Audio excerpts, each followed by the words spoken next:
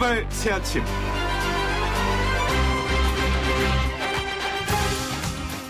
출발 새 아침 가족 여러분 안녕하십니까? 벌써 금요일입니다. 날씨도 화창하고 봄의 기운이 물씬 풍기지만 코로나 때문에 마음이 무겁고 아파트 입주민들의 돈 없는 갑질 소식으로 더욱 슬픈 날이기도 합니다. 이중주차로 시비가 생긴 입주민이 해당 아파트 경비원을 폭행하고 괴롭혀서 극단적 선택을 하게 한 안타까운 소식이 있었는데요. 지난 29일에는 배수관 공사 문제로 아파트 입주민으로부터 시달림을 받아왔던 60대 여성 관리소장이 또 한 번 극단적 선택을 했습니다. 그런가 하면 지난 7일 용인구 수지의 한 아파트에서는요. 복싱 선수인 입주민 A씨가 대학 등록금을 벌기 위해 택배 아르바이트를 하던 형제들에게 마스크를 제대로 착용하지 않았다는 이유로 주먹과 발 등을 마구 때린 사건이 있었습니다. 또 어떤 70대 입주민은 택배를 받고도 안 받았다면서 택배 기사를 무차별 폭행했다가 나중에 착오라는 게 밝혀졌다네요. 참 이런 일을 뭐라고 설명해야 할지 가슴이 막막합니다. 강자에게 약하고 약자에게 강한 게 가장 비겁한 거 아니겠습니까? 따뜻하고 상식적인 보통 사람들이 즐겨 듣는 YTN 라디오 노영의 출발 새 아침 지금부터 시작합니다.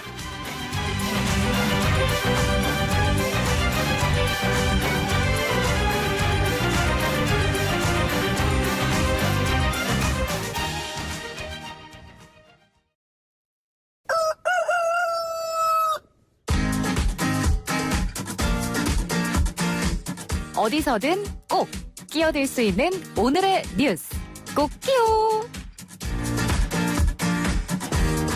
꼭 끼요. 매일 어디서든 꼭 끼어들 수 있는 오늘의 뉴스를 골라서 정리해주는 시간 오창석 꼭 끼어 평론가 함께하겠습니다. 안녕하세요. 네, 안녕하세요. 오창석입니다. 네, 우리 오창석 평론가는 치킨 시켜 드실 때 나 꼭 끼어 평론가요 이렇게 말씀해보세요. 그러면 좀 깎아줄지도 모르잖아요. 무라도 좀 더 주고. 만약에 할인해주는 곳이 있으면 꼭 그렇게 얘기하도록 하겠습니다.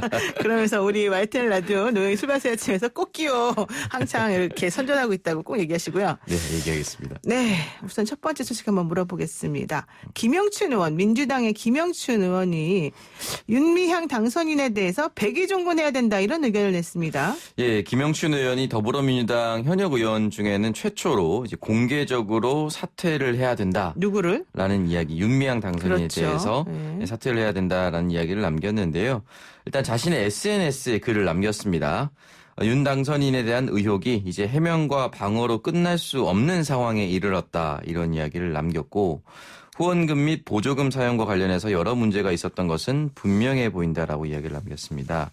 물론 이제 수사 결과를 봐야겠지만 이는 국민 여론과 큰 차이가 있다라고 지적을 하면서 도의적 책임을 지고 당선인 신분에서 사퇴하고 원래 운동가로 돌아가서 백의종군하는 것이 바람직하다라고 얘기하면서 마지막에는 더 늦기 전에 민주당이 금요일입니다. 오늘 최고위원회에서 신속한 결정을 내려달라 이런 이야기를 남겼습니다. 일단 민주당은 계속해서 사실 확인이 먼저다 이런 얘기를 해왔는데 지금 김영춘 의원의 이런 발언은 그러한 그 민주당의 기조하고는 좀 안 맞는 거 아닙니까? 일단은 그런 것으로 보일 수 있는데요. 사실은 이제 시간이 지나면 지날수록 박범계 의원이라든지 김혜영 최고위원이라든지 공개석상에서 잘못을 지적하거나 선을 긋는 모습들이 이제 연출됐습니다. 그 와중에 김영춘 의원은 공개적으로 사퇴라는 단어를 처음 이제 사용하게 된 것인데요. 이 부분 역시 오늘 이제 최고위원회에서 좀 논의가 될 것이고 최종적인 결정은 역시나 25일 월요일 이용수 할머니의 기자회견을 두고 윤미향 당선자 스스로 결정하게 만들지 않을까라는 생각이 듭니다.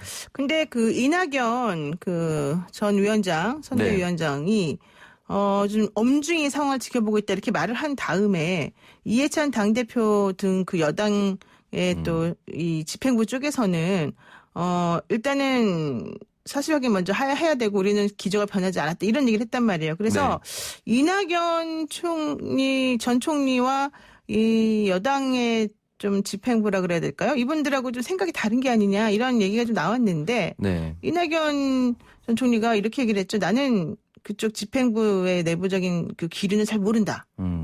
이거 무슨 말이고 어떻게 해석해야 됩니까? 일단은 뭐 두 가지 정도로 생각해 볼 수가 있는데요. 진짜 모를 수가 있고요. 첫 번째는. 진짜 모를 수도 있어요? 진짜 모를 수가 있고요. 당대표 나오신다는 분인데? 네, 두 번째는 지금 현재는 공식 직함이 일단은 선거가 끝나서 선거대책위원장이라든지 이런 직책이 없습니다.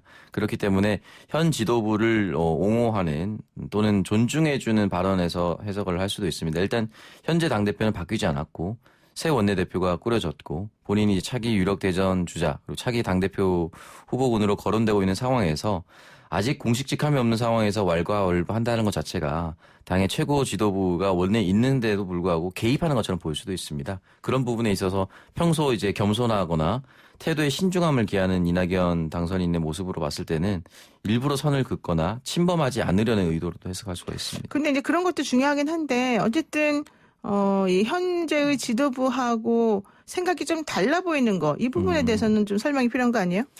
그 부분에 대해서는 좀 달라 보일 수가 있는데요. 일단은 이낙연 당선인자 같은 경우는 지난번 더불어시민당 공천 개입 과정이라든지 더불어민주당에서 선출하는 비례대표 공천 과정이라든지 개입한 적이 없습니다. 그렇기 때문에 본인이 조금 더 말을 하기에 편한 부분이 또 없지 않아 있을 거라고 봅니다. 네. 어쨌든 이제 앞으로 어떻게 될지 모르겠지만 일단 지금 현재로서는 뭐 완전히 다르다 말다 이렇게 말할 상황도 아니다. 이런 열로 좀 해석을 해보겠네요. 네. 자, 그리고요. 검찰이 정 의원을 압수수색하는데 이게 완전히 전광석화다. 네. 너무 빠른 거 아니냐. 뭐 이런 불만이 또 여당 내에서 나와요. 네, 일단은 정 의원 같은 경우는 이제 국민들에게 이 의혹에 대해서 해명할 해명할 의무가 있다고 생각을 합니다. 다만 이 부분에 대해서 정 의원 같은 경우는 외부 기구를 둬서 그것으로부터 이제 명명백백하게 밝히겠다라고 얘기를 했는데요. 일부 시민단체에서 이제 고발을 함으로써 검찰이 갑자기 뛰어들어서 압수수색을 진행해 버렸습니다. 그리고 이제 국가기관, 행정안전부라든지 국가인권위를 통해서 수사를 할 수도 있었는데 이 검찰이 모든 자료를 압수수색해서 가는 바람에 검찰만이 이 자료를 가지게 되어버렸습니다. 그래서 이제 검찰의 결과를 기다려야 하는 상황이 되어버렸는데 이 부분에 대해서는 조금 불쾌한 입장을 정 의원 측에서는 내비치기도 했습니다. 그러니까 원래는 외부 회계 감사를 받겠다라고 얘기를 했었었고, 네.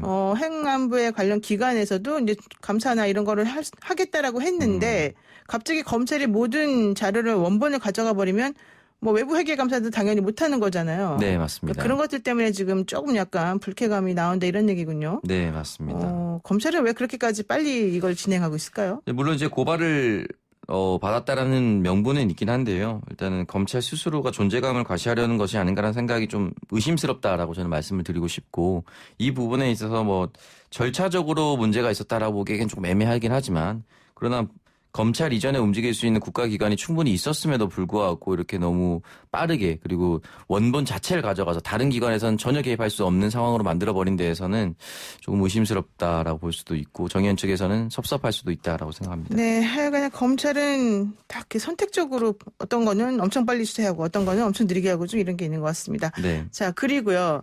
이 정 의원의 불똥이 나눔의 집으로 지금 번졌습니다. 네. 그리고 뭐 평화의 집 평화의 쉼터 이런 쪽으로도 넘어가고 있는데 70억이나 지금 기부금이 쌓여있다는 곳에서 할머니들에게서 너무 지나치게 아무것도 해주지를 않고 있고 특히 네. 할머니들한테 후원금에는 관여하지 않겠다 이런 약정서까지 받아놓은 게 밝혀졌지 않습니까? 네, 이 부분이 좀 더 크게 논란이 될 수도 있을 것 같은데요. 일단 할머니들에게는 한 달에 10만 원 정도를 아이고. 지급하는 대신에 그 이외 후원금에는 일체 관여하지 않는다라는 약정서를 받았다고 합니다. 네. 2001년 1월 할머니들과 이곳의 초대 원장인 에이스님이 약정한 작성서인데요. 이 부분에 대해서 할머니 스스로 9명의 이름을 쓰고 지장까지 찍었다라고 합니다. 물론 이 부분에 대해서 당시 이 과정을 진행한 에이스님은 시설을 운영하기에 후원금이 빠듯해서 이렇게 처리할 수밖에 없었다라고 이야기를 남겼는데 이마저도 2009년부터는 10만 원이 지급되지 않았다고 합니다. 네, 왜 그런 거예요? 그 부분에 대해서는 이제 정확한 입장문을 밝히진 않은 상태인데 분명히 후원금이 쌓여가고 있었고 또 뭐 어제 전해드린 대로 불법 증축이라든지 출근도 하지 않은 사람들의 건강보험료를 대신해주는지 이런 부분이 있었음에도 불구하고 정작 가장 중요한 대상자인 할머니들에게 돈을 제대로 지급하지 않았다.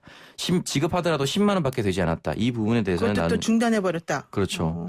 이 부분에 대해서는 나눔의 집 역시 큰 책임을 물어야 한다고 생각합니다. 지금 이 나눔의 집은 조계종에서 운영하고 네. 있는 곳인데 할머니들은 지금 돈이 어떻게 쓰는지도 모르고 아무런 관여를 할 수 없으니까 답답하다 이런 얘기를 지금 하고 있는 것 같고 또 얼마 전에 나왔다는 뭐 보도에 의하면은 할머니 돌아가시고 난 다음에 우리가 고급 휴양시설력을 진짜 요양원으로 진짜 뭐 이런 얘기 자기네끼리 했다는 거여서 네, 맞습니다. 아이고 정말 본질이 뭔지 본말 전도가 확실한 것 같습니다. 자 그리고요 통합당 얘기도 해봐야 될 것 같은데요. 네. 당선인들 사이에서 이 통합당의 그 자성의 목소리가 쏟아지고 있다는 소식이 있습니다.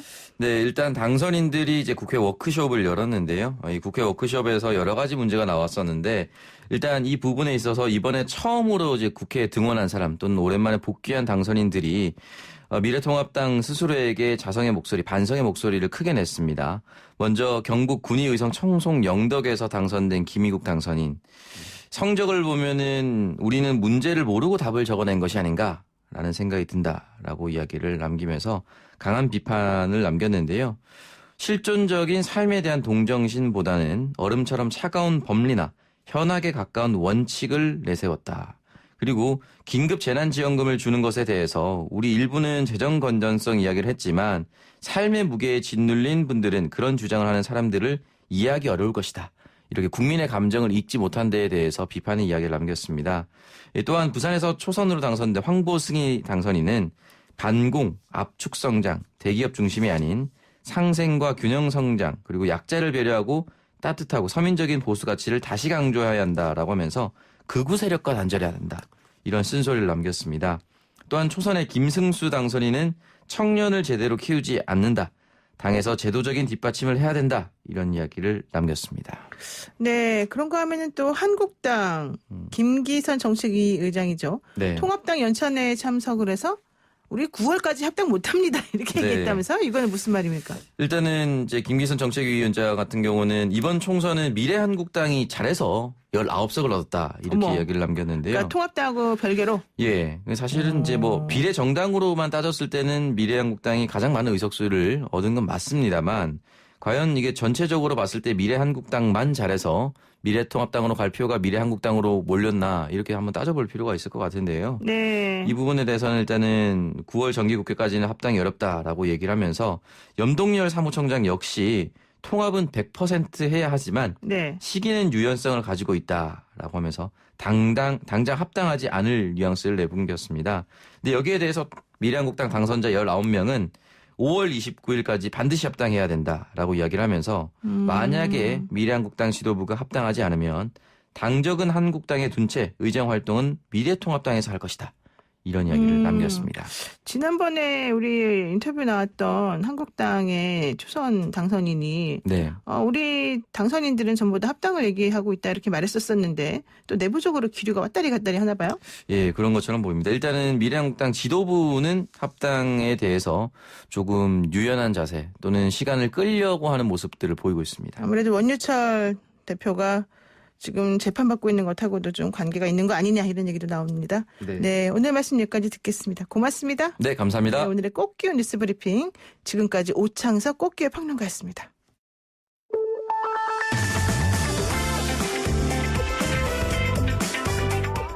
영희와 함께하는 슬기로운 출근길 노영희의 출발 새 아침은 청취자 여러분과 함께 만들어갑니다.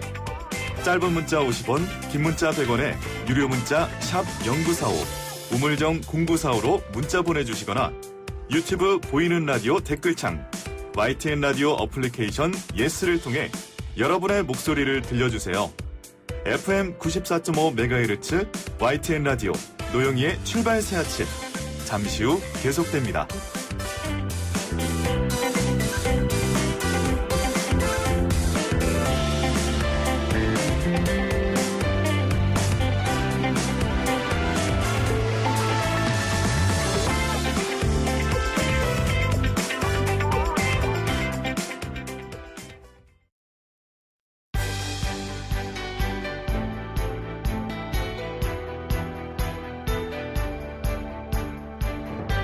한국 정치를 풀어내는 토론 사이다. 한국 정치를 풀어내는 토론 사이다.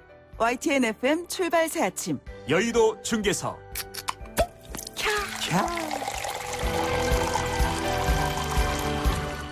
한국 정치를 풀어내는 토론사이다. 여의도 중계석 시간입니다. 여의도 정치 상황을 누구보다도 명쾌하게 풀어주실 두 분 함께합니다.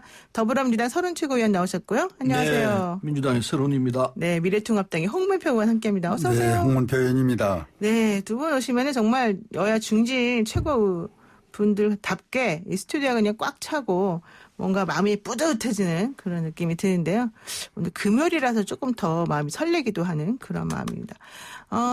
이번 주에 좀 얘기할 것들이 사실 많습니다만은 20대 국회 마지막 본회의가 열리고 벼락치기로 법안 133개가 통과된 상황이기 때문에 20대 국회 마무리를 하는 소감들을 한번 여쭤봐야 될 것 같습니다. 우선 홍문표 의원님 먼저 한번 말씀해 주시죠. 네, 지금 방금 말씀한 대로 벼락치기 국회, 동물 국회 참 불명예스러운 이야기를 듣고 있습니다만은 좀 많이 반성을 해야 되고 또 이 시간에 죄송하다는 말씀을 드리고 앞으로는 잘하겠다는 말씀을 드립니다. 네, 네. 너무 모범 답안을 말씀하셔가지고. 네, 네, 우리 서른 최고위원님요. 네. 참 야당에서 저렇게 진솔하게 사과하는 얘기는 참 오랜만인 것 같네요. 그러니까요. 홍문표 의원다운 말씀인 것 같습니다. 말 그대로 그런 상황이 있었습니다. 장애투쟁도 하고 야당이 또 국회 보이콧도 엄청나게 했죠. 그리고 폭력 사태도 있었지 않습니까? 네. 그런 사태 등으로 해서 참 국민께 송구스러운 그런 이 모습을 보였죠. 그러나 이제 21대 국회가 곧 시작될 텐데 21대 국회에서는 그런 거 다 씻어내고 정말 일하는 국회로 지금 코로나 때문에 코로나 방역도 문제지만은 코로나가 만들어내는 이 경제 문제가 전 세계가 좀 고통을 당하고 있기 때문에 이걸 극복하는 일이 무엇보다 중요하니까 국회도 그에 맞춰서 정말 일하는 국회 모습을 보여야 되겠다. 이런 다짐을 하고 있습니다. 네. 일하는 국회 캐치프레이즈 내걸고 있는 지금 김태년 원내대표하고 궤를 같이 하시는 그런 말씀이셨는데 어쨌든 이렇게 서로 덕담 주고받는 건 여기까지 하겠습니다. 자, 이제 이번에 좀 날카롭게 부딪히고 있는 현안에 대한 얘기를 한번 여쭤봐야 될 것 같습니다. 윤미향 당선인에 대한 의혹들이 이어지고 있고 회계부정 의혹이 제기된 정 의원에 대해서는 검찰의 압수수색까지 지금 있습니다.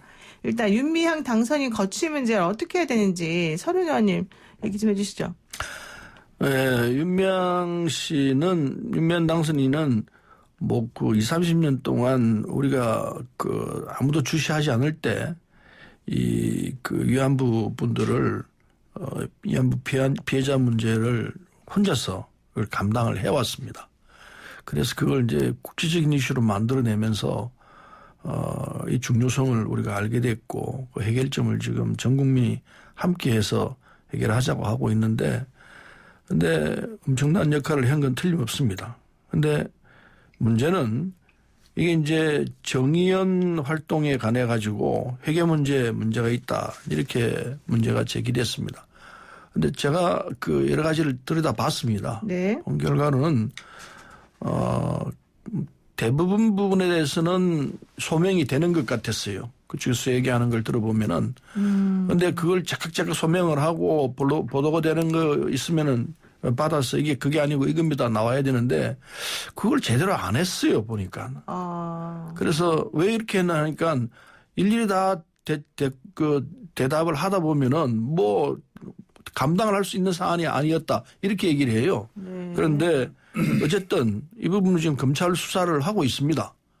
압수수색도 했고 그렇기 때문에 검찰 수사를 좀 지켜봐야 할 것 같다는 생각이 들고요.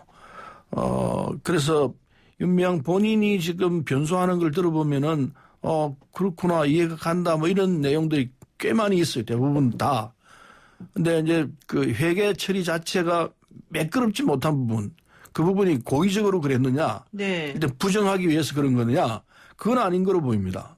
그래서 그런 등등은 지금 검찰 수사가 있으니까 그걸 지켜보면서 대처를 할 생각입니다. 네, 좀 지켜봐야 될 것 같다. 그리고 변소하는 내용이 어느 정도 또 설득력 있는 부분들도 있는 것 같다. 아주 매끄럽진 않지만 이런 취지이신 것 같은데 홍문표 의원님 보시기엔 어떻습니까?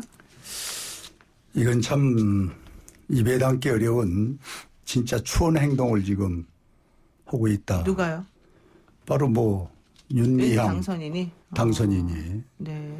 지금 서른 최고위원 여러 가지 좋은 말씀 하시는데 민주당에서 지금 이분을 감싸면 안 됩니다.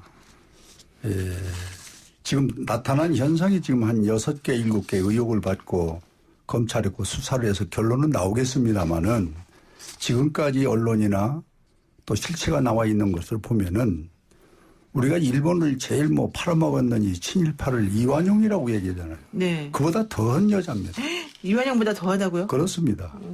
어떻게 그분한테 우리가 나라를 뺏긴 그 속에서 위안부라는 참 인간이 겪지 못할 수모를 당한 그분들이 네. 참 명예를 회복하고 대한민국이라는 나라를 뭔가 그래도 긍지로 가졌던 그분들에게 이런 야박한 성금을 모은 것을 이걸 빼돌리고 자기 개인 치부를 했다? 이게 지금 현실로 나타나잖아요. 그건 아직 확인은 안 되지 않았어요? 확인은 안 됐지만은 지금 유서를 남긴 김신미자 같은 여사님이라든지 부산에 지금 살아 계십니다만 김문숙 93세 어제 인터뷰하고 했지 않습니까? 네. 아마 이분들이 같이 지금 인터뷰를 한다는 얘기를 전 들었습니다마는 수사를 하고 있는 중이라 제가 더 이상 얘기는 않습니다마는 이렇게 살아있는 분들 또 그 33인이 같이 처음에 시작했었던 그 발기인이랄까 네. 그분들 중에 모두가 다 합창의 얘기를 하고 있습니다. 그리고 이 윤미향이라는 분이 얼마나 뻔뻔스럽고 참 대담한 사람이냐면은 이용수 할머니한테 연락 없이 무조건 간 거예요. 그래서 사과한다. 그 사과를 그분이 받질 않죠. 그래서 쇼크를 받아서 이제 병원에 있는 걸로 확인을 했는데 네. 이렇게 저는 이거는 강도나 살인범도 이런 식으로 못 옵니다.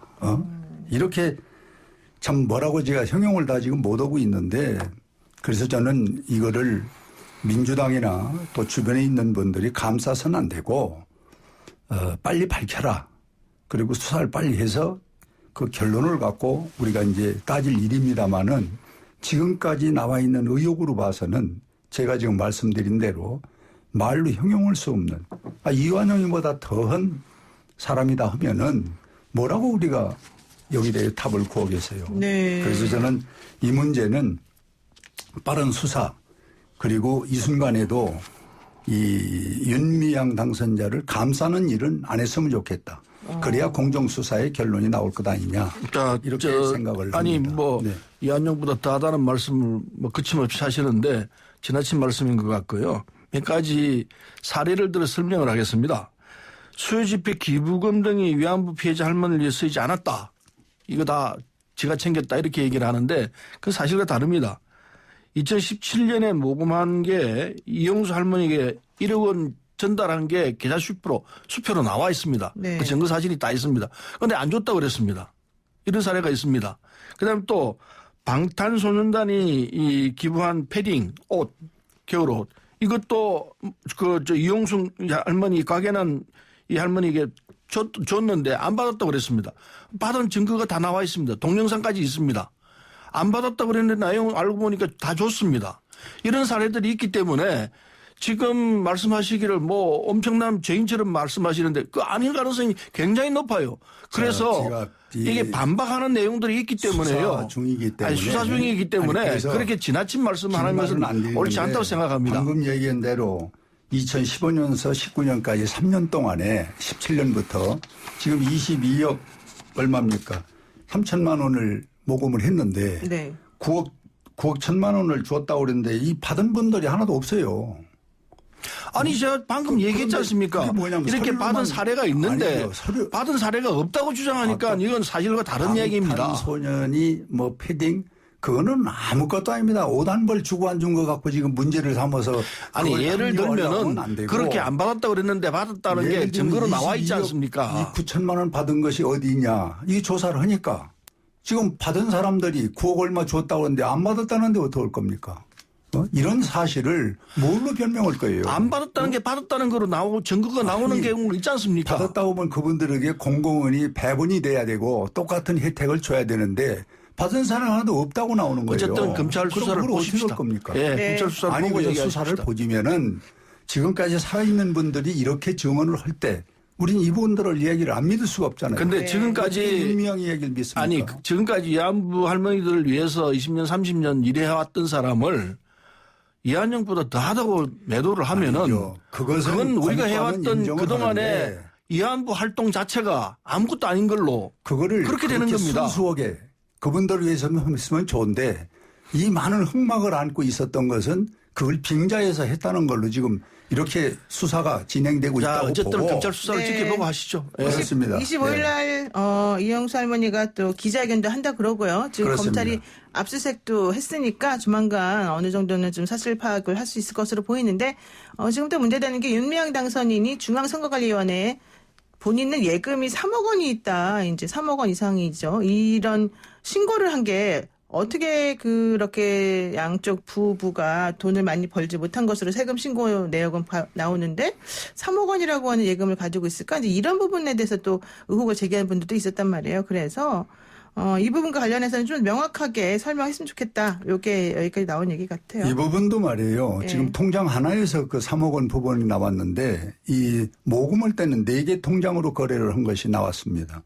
그럼 그것도 다 이제는 다 밝혀야 되고 네. 이 3억 원의 출처도 물론 밝혀야 되면은 그때 당시 모금했을 때 4개 통장 그것도 지금 이제 밝혀야 될 때가 왔다 이렇게 생각합니다. 네. 할 때 다 밝혀야 된다는 다 거는 밝혀야죠. 동의하시는 거죠. 네, 양쪽으로. 동의합니다. 네. 네. 네. 윤미향 당선인 문제는 이제 조금 더 시간을 두고 결과가 나오는 걸 보고 다시 얘기하기로 하고요. 한명숙 전 국무총리 얘기를 안 할 수가 없습니다. 대법원에서 확정 판결을 받고 형을 다 마치고 한명숙 전 국무총리가 2년의 수감생활을 한 다음에 나오셨는데 이 뇌물수수 사건이 다시 수면 위로 떠올랐습니다. 검찰 강요로 거짓 진술을 한 것이다. 나하고 검찰이 짠 거다. 한명숙 전 총리에 대해서는 이렇게 그 고 한신공의 한만호 씨가 옥중 비망록을 쓴 게 공개가 되면서 나온 의혹인데요. 자, 우선 이 비망록을 인정할 수 있냐 없냐 사실 우리는 그 비망록 못 봤으니까 함부로 말할 수는 없습니다. 근데 어쨌든 이 비망록이 공개가 되면서 결과적으로는 이 사건 재조사해야 되느냐 마느냐 이제 얘기가 나옵니다. 재조사가 필요하다고 보십니까 우선? 재조사 필요합니다. 이건 이 사건이 처음 이 재판이 시작되고 사건이 나왔을 때 우리 이 한명숙 전 총리 주변에 있는 분들은 참 억울함을 호소했어요. 그런데 이 비망록이 옥중에서 만들었습니다. 본인이 한만호 씨가 돌아가셨습니다만은 이번에 옥중에서 만드는 1200페이지 정도 돼요. 자기가 있었던 사실을 그대로 또박또박 적어놓은 겁니다. 그 내용을 보면 검찰이 어떻게 해유했고 검찰이 어떻게 해박았고 다 나와 있습니다. 네. 그런데 검찰이나 재판부가 안 했어 이걸 인정을 안 했어요. 그냥 다 무시해버렸습니다. 왜 그랬을까요? 그때 그 구조가 그렇게 돼 있었죠. 검찰이 한명숙 총리를 어떻게든 유죄를 만들어내려고 온갖 이 협박과 그 회유를 했고 그다음에 그게 부안해동한 게 사법부였습니다. 네. 그래서 이게 검찰의 그 경찰 개혁에 나오게 되는 원인도 여기 있습니다. 검찰 개혁에 나와야 한다는 게. 네. 그래서 이게 지나간 대법에서 다 형 확정했기 때문에 아무런 문제 없다 이러지만은 저는 이 문제는 정말로 다시 들어봐야 한다 생각해요. 검찰 측에서 먼저 이 문제를 보면서 이게 문제가 있구나. 그럼 이게 1200페이지에 달하는 내용을 보면은 이게 누가 조작했다고 보여지는 게 아니에요. 네. 이게 생생한 유필로 생각됩니다. 지금 그 73회나 조사를 받으러 나갔는데 실제 조서가 꾸며진 건 5개밖에 안 되고 나머지 날에 뭐 했는지를 비망록에 꼼꼼히 썼다는 거예요. 근데 그 내용이 바로 검찰하고 같이 한명숙 전 총리를 잡기 위해서 여러 가지 거짓 진술을 하고 뭐 외우고 이런 것들이 이제 나왔기 때문에 서른 최고위원께서 저렇게 말씀하시는 건데 홍문표 의원님 보시기에는 어떻습니까? 저는 이 문제도 문제가 제기가 되려면은 이 문재인 정부가 탄생되면서 이 서류와 기록은 그때나 지금이나 똑같을 겁니다. 네. 그런데 지금 이번에 180석이 되니까 이거는 저는 오만의 극치라고 보는 겁니다. 대한민국 3신법에서 최종 결론인 대법원 판결을 이렇게 뒤집을 수는 저는 없다고 봅니다. 네. 이게 이제 힘의 논리인데 이런 힘을 쓰다 보면은 이 국민은 고통스러운 겁니다. 네. 어떻게 대법원 판결을 지금 와서 이거를 다시 재론으로 해서 뒤집는데 지금 비망록 얘기 나오는데 전체 전문을 저도 못 봤습니다마는 전문에는 수긍을 다 하고 일부분에 이런 자기 주장을 한번 나왔던 것 같은데 네. 그거 하나만 딱 집어가지고 전체를 뒤집으려고 하면은 저는 손바닥으로 한우를 뒤집는 얘기죠. 네, 잠시 전하는 말씀 듣고 다시 오겠습니다. 네, 노영의 출발새 아침 1부 순서 여기서 마치고요. 잠시 후 2부로 돌아오겠습니다. YTN 뉴스 FM 노영희의 출발새 아침 2부 시작했습니다. 여의도 중계석 더불어민주당 서른 최고위원 미래통합당 홍문표 의원과 함께하고 있는데요. 지금 한명숙 전 총리에 대한 그 비망록 관련된 내용을 다루다가 지금 2부로 넘어왔습니다. 청취자 여러분께서도 궁금하신 점이나 덧붙이고 싶은 의견이 있으시면 언제든지 유튜브 라이브 댓글이나 짧은 문자 50원, 긴 문자 100원의 유료 문자 샵 0945 우물재 연구소로 보내주시면 됩니다. 지금 많은 의견들이 올라오고 있는데요. 일단 일부에서 얘기하던 거 좀 연결해서 얘기를 좀 정리해보고 문자 몇 개 소개해드리겠습니다. 지금 홍 의원님 보시기에 실질적으로 이 한명숙 전 총리 사건 같은 경우에는 그러니까 여당이 180석을 얻고 나니까 이 문제를 지금 표면화시키고 있다. 이거는 힘으로 밀어붙여서 뭔가 다시 실체관계를 좀 바꿔놓겠다라는 의도로 보인다. 이렇게 지금 보시는 겁니까? 아까 제가 말씀드렸지 않습니까? 이 힘이 생기니까 이 오만의 극치로 저는 보는 겁니다. 이 대한민국 법이 무엇 때문에 존재합니까? 이 대법원에서 전원의 판결이 나온 이거를 지금 와서 수년이 지났는데 이제 힘이 생기니까 한번 다시 떠들어 보겠다. 물론 전체를 본다 그러면은 이게 이럴 수도 있고 저럴 수도 있다라고 볼 수가 있죠. 그러나 그 전원의 대법원이라는 데서 판결 나온 걸 그걸 무시한단 말입니까? 네. 그리고 전부 의심을 해서 결국은 현실적으로 어려우니까 공수처로 가자. 그 지금 김태년 그 원내대표도 그 언급을 했고 네. 또 방금 우리 최고위원께서도 그 얘기를 하시는데 이렇게 몰고 가는 건 결국은 윤석열 이 사단을 제거하자는 것인데 이렇게 저는 음성적으로 할 것이 아니라 이 문제가 안 되는 건 안 되는 겁니다. 이렇게 해서 뭔가 힘의 논리는 국민에게 형평성을 맞춰주고 또 잘못된 걸 바로잡는 건 좋습니다마는 이렇게 저는 대법원의 판례나 있었던 것을 전면적으로 부인하는 것은 아마 이 사건이 유일할 것이라고 저는 생각이 됩니다. 그렇군요. 그런데요. 네. 과거가 참 명징하게 다 좋았으면 좋겠습니다. 그러나 그렇지 않은 게 우리가 현실입니다. 그럼 과거를 그냥 덮어두고 갈 것입니까? 잘못된 과거에 대해서는 정확히 밝혀내고 최소한 사과라도 받아내야 한다고 생각합니다. 그게 우리가 해야 할 일이라고 생각합니다. 국민은 그걸 바라고 있다고 봅니다. 이번 21대 총선에서 180석을 여당이 몰아준 것은 과거에 그런 잘못된 부분을 밝혀라. 그리고 잘못된 부분을 바로 잡아라. 이 뜻이 담겨 있다고 생각합니다. 그건 자체하고 한다고 하더라도 지금 말씀해서 힘으로 몰아붙이겠다. 오만의 극치다. 아니에요. 그건 아니고요. 잘못된 부분이 있다면 다시 들여다보자. 이겁니다. 그게 좋은 사례로서 이 한명숙 전 총리 건이고 이 불행히도 이 비망록을 쓴 분은 감옥에서 1200페이지에 달하는 비망록을 써놓고 돌아가셨습니다. 돌아가셨는데 그 내용이 아까 잘못 설명을 하셨는데 들여다보면은 구구절절 검찰이 어떻게 이 회유하고 어떻게 이 압박을 가하고 게 잘 나와 있습니다. 그런데 그것만 보더라도 검찰에서 다시 이걸 들여다봐야 한다고 생각해요. 거기다가 이게 양승태 대법원장 시절에 상고법원 도입을 해서 이게 법원하고 검찰하고 같이 함께 했다고 저는 생각합니다. 그렇기 때문에 이런 결과가 나왔다고 봅니다. 그래서 이거는 검찰은 물론이고 사법개혁의 한 부분이 될 거라고 생각합니다. 그래서 예전에 한명숙 전 총리하고 얘기를 한번 나누셨잖아요. 이 사건 초창기. 그때는 좀 억울함을 얘기하시던가요? 아니면 내가 좀 그랬다 이렇게 얘기하시던가요? 억울한 정도가 아니에요. 억울한 정도가 아니고 자신은 우리가 한명숙 총리를 잘 모른다면 모르겠습니다만 30년 40년 같이 살아왔기 때문에 저분 생활 스타일이 어떻다는 걸 잘 알죠. 그런데 그 억울함을 호소하는데 그 억울함의 처연함은 말로도 설명할 수가 없죠. 그걸 보고 이건 정말 만들어낸 거구나 알 수밖에 없었어요. 그런데 그걸 이 오만함의 극치라고 이렇게 몰아가시면요. 정말 이건 섭섭해요. 아니에요 이거는. 이 사건은 검찰과 사법부가 같이 짜가지고 만들어낸 사건입니다. 그걸 다행히 이 돌아가신 분이 비망록에 기록을 해놨기 때문에 저는 이건 제가 법률 전문가는 아닙니다만은 재심 사유가 분명히 된다 생각합니다. 양보해서 재심이 안 된다 하더라도 검찰이 자체 조사를 해가지고 과거에 잘못된 부분에 대해서는 밝혀낼 필요가 있다고 봅니다. 저는 이 부분에 대해서 지금 최고위원 말씀 중에 검찰과 법원이 한 통속이다 하는데 그건 한 시대를 부정하는 것이 되는 거고 이 힘이라는 것은 아까도 말씀드렸지만은 과거보다는 미래로 가는 데 힘을 써줘야지 이렇게 파헤쳐가지고 이 대법원 전원에서 나왔었던 의견을 지금 말씀하신 1200 폐진과 뭐 이 부분을 그분들은 안 받겠습니까? 이 재판 판결할 때 얼마나 많이 고민하고 받겠어요. 거기서 한 부분을 자기가 자의적인 어떤 생각을 갖고 양심이라고 해서 썼다. 저는 이렇게 본다면은 전체 배경으로 봐서는 돈을 준 건 틀림없어요.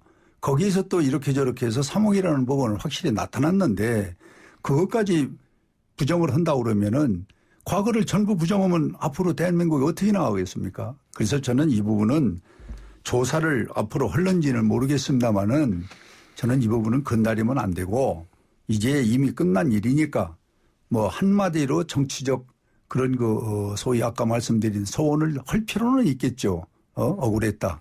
그러나 이거를 수사에 옮겨가지고 다시 또 재심하고 또 이걸 언론 재판을 하고 오는 거는 그거는 바로 힘에 놀리고 횡포라고 보는 거예요. 네. 네. 사법부가 과거에 한 내용 중에는요. 사법 살인도 있었습니다. 인혁당 사건 같은 걸 잘 아시지 않습니까? 사람을 사형시켜 놓고도 한두 사람이 아니었습니다. 8사람인가 사형시켜 놓고도 그냥 있었습니다. 사법부가 과거에 한 행적이 다 잘했습니까? 아니에요. 분명히 사람 죽여놓고도 그냥 침묵하고 있었습니다. 사법 살인을 했었습니다. 그런 사례도 있고 그러니까 이 한명숙 총리 사건도 그런 사례의 한 부분이에요. 네. 그렇게 해서 저는 현장을 봤던 사람이기 때문에 그러니까 분명히 과거에 말씀드릴 수 있습니다. 뭐 6.25 그 전에 또 뭐 남북 문제 그 외에 또 뭐 일본 문제 이렇게 들추기 시작하면은 우리는 한 걸음도 앞으로 못 나갑니다. 이래서 저는 과거보다는 미래를 힘 있는 쪽에서 또 설계를 해서 국민들에게 편한 그런 21대를 만들어 가야지 힘의 논리로 이거를 이미 대법원 판결 난 것을 갖다가 뒤집어 가지고 또 논쟁을 하는 자체가 우리 국민들이 많은 의구심을 갖는 거예요. 네. 한명숙 전 총리는요 지금도 피해를 입고 있습니다. 입고 있어가지고 뭐 방송으로 이런 말씀 드릴 건 아닙니다. 참 궁핍하게 살고 있습니다.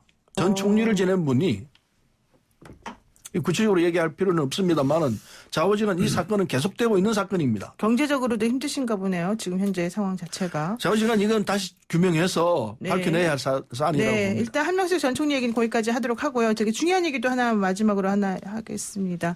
오늘 미래통합당이 통합당 당선인 총회를 어제부터 열고 있는데 뭐 김종인 비대위냐 조기 전당대회냐 이것도 지금 결판을 오늘 낸다고 얘기를 하고 있고요. 더 중요한 거 홍문표 의원께서 차기의 당권 도전 의사를 지금 밝혔다라는 소식이 들어왔습니다.